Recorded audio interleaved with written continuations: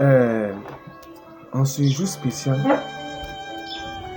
j'aimerais vous poser une question à savoir, qu'est-ce qu'il y a dans votre plan de vie? C'est la période la plus importante et la plus cruciale de votre vie, car ce que vous faites maintenant et ce que vous décidez maintenant à cet âge pourrait bien déterminer la direction que prendra votre vie. Chaque fois qu'un bâtiment est construit, vous avez généralement un architecte qui dessine un plan. Et ce plan sert d'exemple, de guide, de modèle pour ceux qui vont construire le bâtiment. Et un bâtiment ne peut être bien construit sans un bon plan organisé et solide.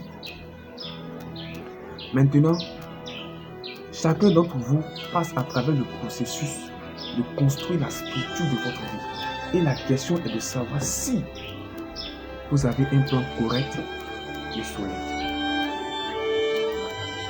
J'aimerais vous suggérer certaines des choses qui devraient être dans votre plan de vie. En numéro 1, dans votre plan de vie, il devrait y avoir une profonde connexion à votre propre dignité, votre propre valeur et votre propre quelque chose. Ne laissez personne vous faire sentir que vous n'êtes personne. Sentez toujours que vous comptez. Ayez toujours le sentiment que votre vie a de la valeur et que votre vie a une signification ultime.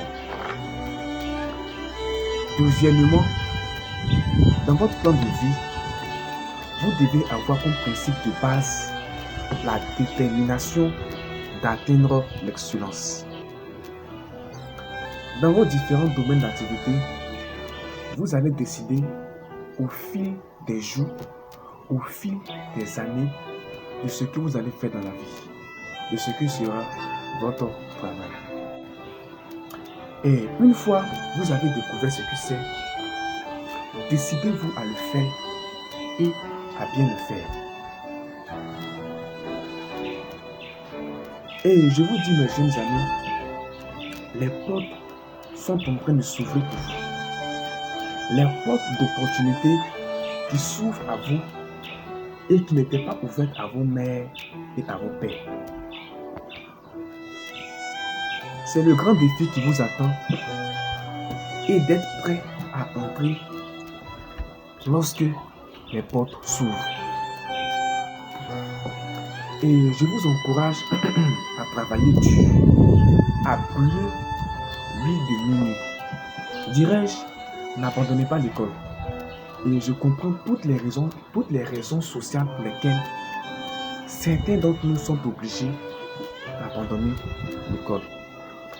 Mais je vous encourage, malgré votre situation économique critique,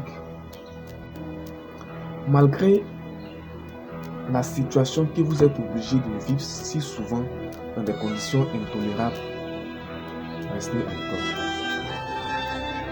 Et lorsque vous découvrirez ce que vous allez faire dans la vie, décidez-vous de le faire et de bien le faire. Comme si Dieu Tout-Puissant vous avait appelé pour ce moment précis de l'histoire pour le faire. Efforcez-vous de faire du bon travail et de faire ce travail si bien s'il vous incombe d'être un balayeur de rue. Balayer les rues comme Michelangelo taillait les images. Balayer les rues comme Beethoven composait de la musique. Balayer les rues si bien que tous les autres du ciel et de la terre ils vont faire un pas et dire: ici, il fait un grand balayeur qui faisait bien son travail. Si vous ne pouvez pas être un pan au sommet de la colline, soyez un arbuste dans la vallée.